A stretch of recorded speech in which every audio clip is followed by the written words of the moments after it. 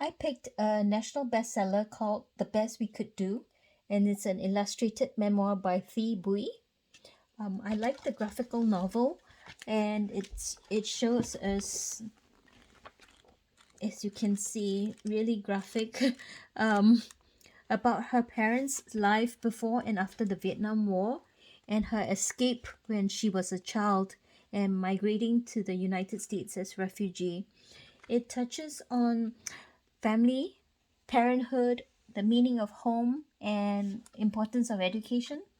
And in her first chapter, which I will skip, which I would like to start with the second chapter, it goes through her labor and her delivery of her first child in the United States. So, chapter 2 is called Rewind, Reverse, and the setting is Berkeley, California, 2015. Somehow, large responsibilities such as having a child lead to more responsibilities, like a steady job and a mortgage. But it always wasn't like this. San Diego, California, 1999. Once upon a time, I was young and moving to New York to be an artist and live with my artist boyfriend. And my mother didn't disown me. Are you going to live together? Yes. I see. For immigrant kid, that's living the dream. Phew. A few years earlier, when my older sister Lan left for medical school and moved in with her boyfriend and later husband, Ma went through a period of denial. Rochester, Minnesota, 1993 to 1995, 5 p.m. Hello? Click. 6 p.m. Ring! Hello? Click. 7 p.m. Ring! Hello? Hello, Lan. It's your mother. Our mother believed that living with a boy before marriage was something you just didn't do.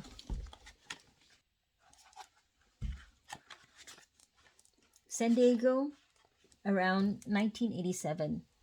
But the first time one of her daughters did this, Ma fell apart.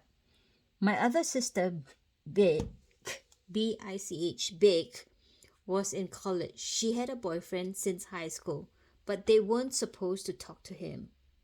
If Bo or Ma asked, just say that the three of us were at the pub. Okay. This secrecy didn't work out very well, and it led to a deep rift in our family. Was that boy with you at the park? Yes, no. Okay, yes. How could you read my diary? How could a daughter of mine lie and do such dirty things? Don't you love me? I'm sorry. Promise me you'll never see him again. It went on until Big ran away from home. Our mother went to bed and took a whole bottle of pills. Why didn't we call an ambulance?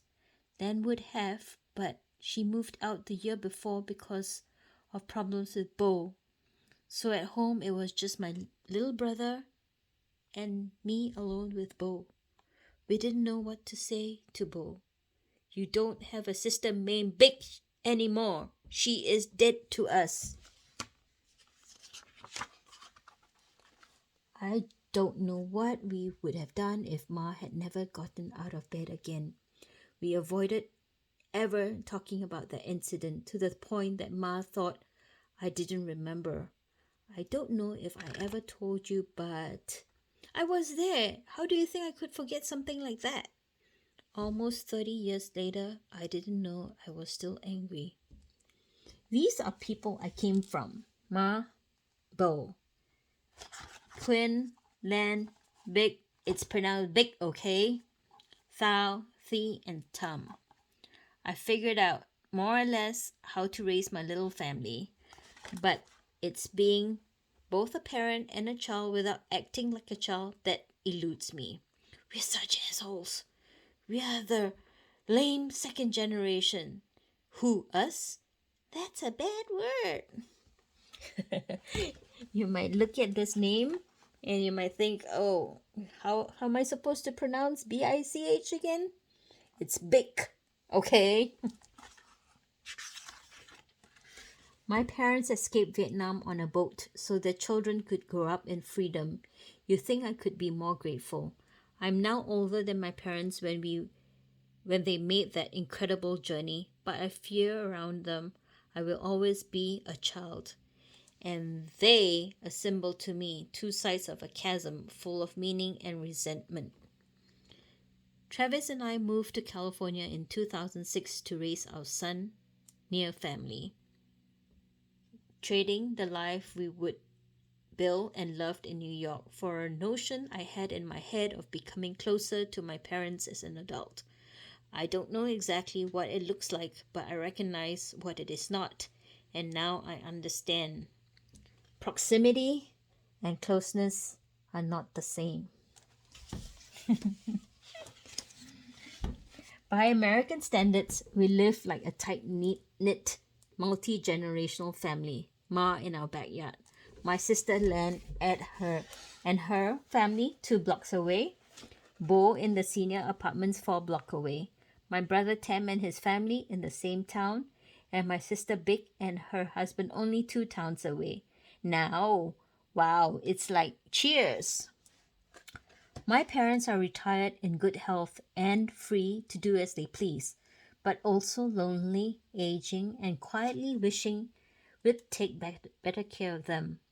In Vietnam, they would be considered very old in their 70s. In America, where people their age run marathons or at least live independently, my parents are stuck in limbo between two sets of expectations, and I feel guilty. How do you like the graphics so far? I think it's easier if you read it. I didn't grow up with grandparents around. Ma's parents came to the US when I was 12. They lived 2 hours away with their oldest son, Hai. Looking forward to your visit, Mother. It's such a weird tradition. Wouldn't your own daughter take better care of you than a daughter-in-law? From that relationship, I learned to pour tea and give presents. Sigh, but nothing about how to be close to my parents. My father always said he had no parents. In my 20s, I learned that my grandfather was alive in Vietnam and wanted to meet us. Will you go with us, Bo? No, there's no point. In Vietnam, I met a whole family of half-aunts, uncles, and cousins, as well as my father's father. We all tried to convince my father to visit them. He never did. My grandfather died a few years ago. Soon after that trip to Vietnam, our first since we escaped in 1979, I began to record our family history, thinking that if I bridged the gap between the past and the present, I could fill the void between my parents and me, and that if I could see Vietnam as a real place and not a symbol of something lost, I would see my parents as real people and learn to live and love them better. I asked them endless questions about their lives, the war, and the country that was once home. Ma, always the practical one, would rather we laughed more at or we went shopping together. But she humors me with stories and then asks, what should we do about dinner? I didn't want to talk about dinner when there are so many important things we haven't said to each other. I suppose for my mother, I love you sticks in the throat. Yeah, have you noticed, like for most Asian families, that it's very hard to say I love you, but they care deeply and just have no other way to express it. So she buys gifts. Try it on. I don't fit. Just try it. Really, Ma, we can take care of dinner and cooks. I've already made dinner. Any green vegetables? Oh no, white rice again? I suppose I don't say I love you either. How did we get to such a lonely place? We live so close to each other and yet feel so far apart. I keep looking forward toward the past, tracing our journey in reverse, over the ocean, through the war, seeking an origin story that will set everything right. So from here on, it goes into the story of the birth of her sibling Tam, her sister, and it reverses in order and back all the way back to the time that they were in Vietnam and escaping. I hope you enjoy this story.